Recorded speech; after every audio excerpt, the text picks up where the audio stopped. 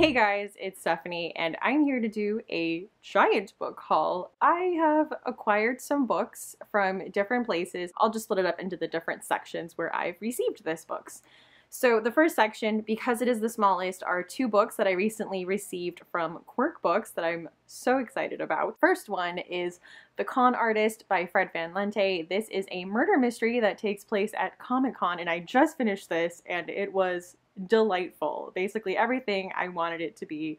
I should have a review of this up by now. I don't know what order I'm going to upload these, so if I have the review for this already, I will link it down below. The next book I got from Quirk is one of my most anticipated releases of the year, and I was beyond stoked that I got this in the mail. That was a happy mail day. And this is We Sold Our Souls by Grady Hendrix. This is his newest novel coming out, and it follows a girl who was in a heavy metal band, and the band broke up, but one of her bandmates has skyrocketed and has a very, very successful solo career, and she learns that there may have been a deal with the devil made, so she is on the road to confront him, and it's just a big adventure, and I am so excited for it. And the next couple books I want to talk about are books I bought from Book Outlet. I had never used Book Outlet before, and it was a site that I've always wanted to use. I always kind of browsed there and put things in my cart and then like said, maybe someday. And you know what? I did it. I just went with it and I bought all these books and I was so excited. They were just all great and in super great condition, so I'm definitely going to keep using them. First book I bought was a book I got for a buddy read that Kate Howe and I are doing, and that is Margaret Mitchell's Gone with the Wind. This is gigantic. Oh my gosh, this cover is beautiful, and I had to have this cover. It was amazing. I'm in the middle of reading this now, and I will say, for being like a very intimidating giant classic, it reads very fast and the story just sucks you in. Like, I am more invested in these characters than I ever thought I would be. I am adoring this book. And the next book I bought was a book that's been on my wish list for a very long time, and that is Ajvde Lindqvist's Little Star. People recommended this to me after I finished Let the Right One In by Ajvde Lindqvist. He is a Swedish horror writer. And this is about a man who finds an infant in the woods, and he takes the infant in, and there is some kind of a tragedy, but he and the girl decide to compete in a, I think, televised talent show, and like creepy stuff starts going down. So this might be like a horror, like creepy child type of story, which I am all here for. And the next book I bought from Book Outlet, I think, is my only non-horror adjacent one at all. And this is Suzanne Feldman's Absalom's Daughters. And this is a road trip story in the 1950s through the South. Two half-sisters are taking a road trip to visit their father and I believe claim their inheritance. I believe that's what's driving it, but the sisters are, as I mentioned, half-sisters. So one of them is half black and one of them is white, taking this road trip through Jim Crow America. So I don't know, as soon as I read the synopsis for this, I think like a year or two ago, I was very intrigued and wanted to read this. So when I saw this on Book Outlet, I knew I had to have it, and I do have a soft spot in my heart for road trip stories. And the next book I bought was Little Sister Death by William Gay. I believe this is a posthumous work, and this is a haunted house story in Tennessee. I believe, I'm not sure, I think this might be a take on the legend of the Bell Witch in Tennessee, which is huge there. I know I read one book that was nonfiction about the Bell Witch.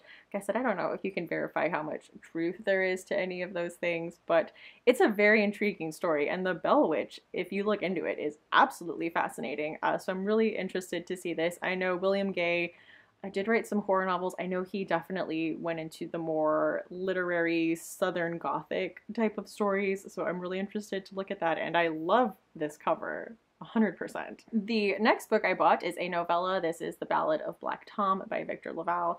And Victor LaValle is a horror author I've been wanting to check out for a long time, and this novella is getting adapted into an AMC, I don't know if it's series or mini-series. This takes place in early 20th century Harlem, and there's a man named Black Tom. I don't know all that much about it. I know he stumbles into a magical world with the occult and dark magic, so kind of this fantasy world, but with a horror element and dealing with racism and I really enjoy when horror deals with tough topics and social issues. I think it does. I think it's a really great vehicle for that. And Victor LaValle has been nominated and winning all of the awards.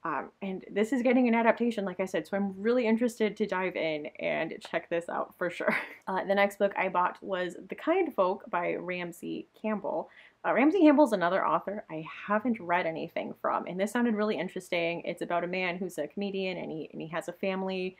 I don't know if he realizes now or if he always knew that his parents weren't his biological parents. The flap says that there was a mix-up at the hospital.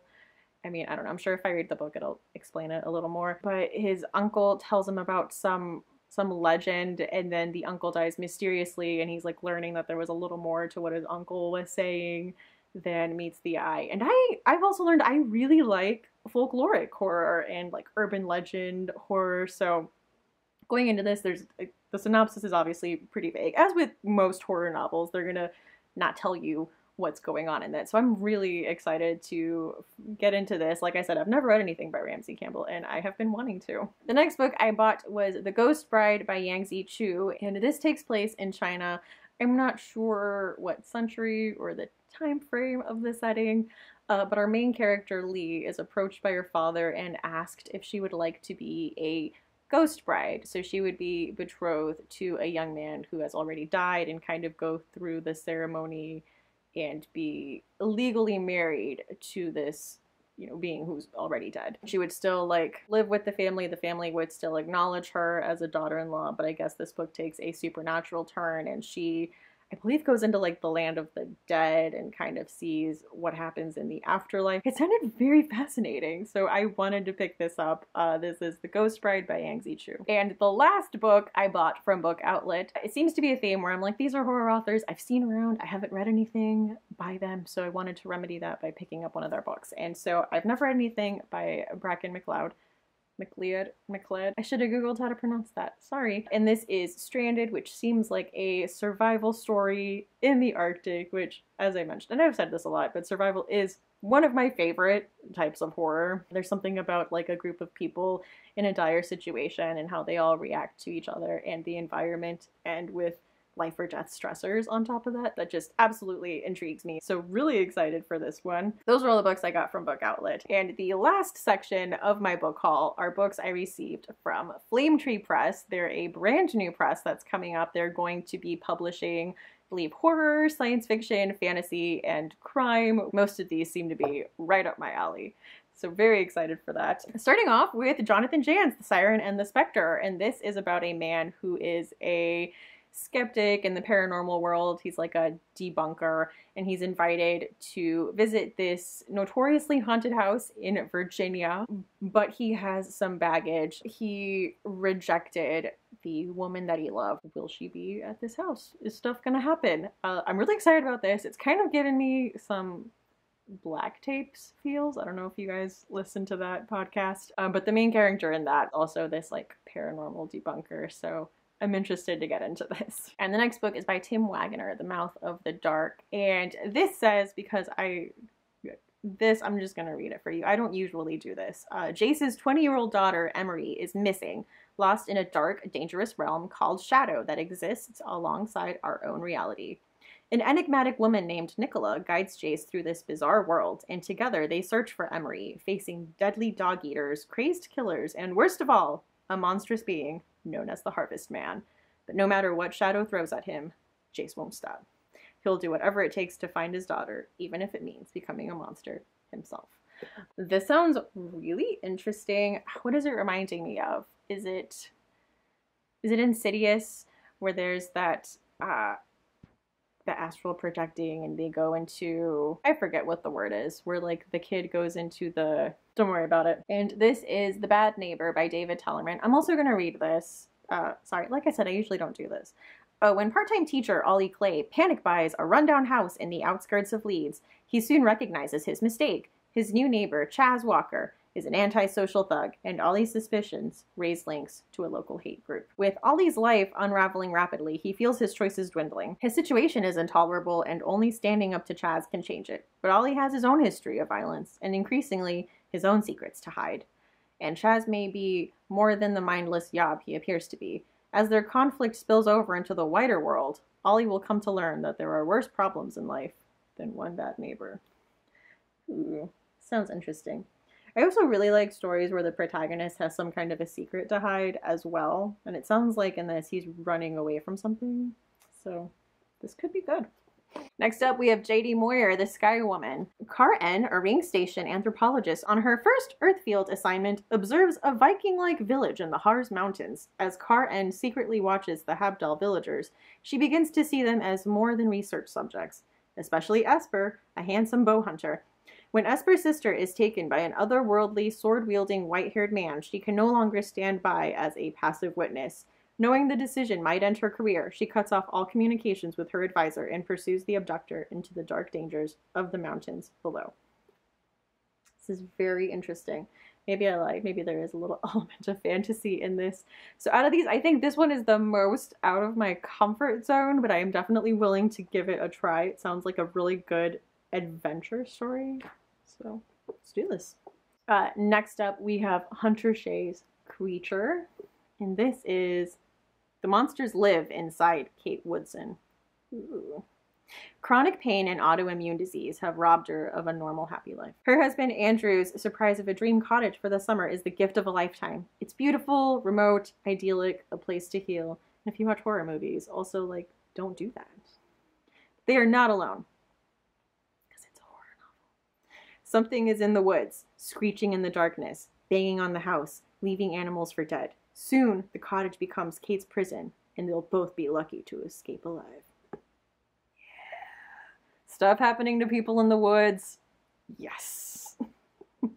And the last book in my haul, and the last one from the Flame Tree Press package that I got, is Ramsey Campbell's 13 Days at Sunset Beach. So I have 2 Ramsey Campbell books in this haul, inadvertently. For Ray and Sandra, it's their first family holiday in Greece on the mysterious island of Vasilima. The skies are cloudier than anywhere else, and the visitors are puzzled by local eccentricities. The lack of mirrors, the beach umbrellas, and the odd nocturnal rituals. Why do some islanders seem to follow the family wherever they go? Why do the visitors have strangely similar dreams? And has Sandra been granted a wish she didn't know she'd ever made? Before their holiday is over, some of the family may learn too much about the secret that keeps this island alive. Ooh, that sounds amazing. That sounds 100% up my alley. Guys, you have no idea how excited I am about all these Flame Tree Press books. They all sound amazing. I am totally here for it. So I will leave the links to all these books down below so you can pre-order if any of them sound interesting to you. And of course, I'll leave all the information, titles and authors for all of my other books. But anyway, guys, thank you so much for watching. Hope to see you again soon. And talk to me in the comments. I love talking to you guys in the comments. That's my favorite part. Anyway, guys, thank you so much for watching. Hope to see you again soon. Bye!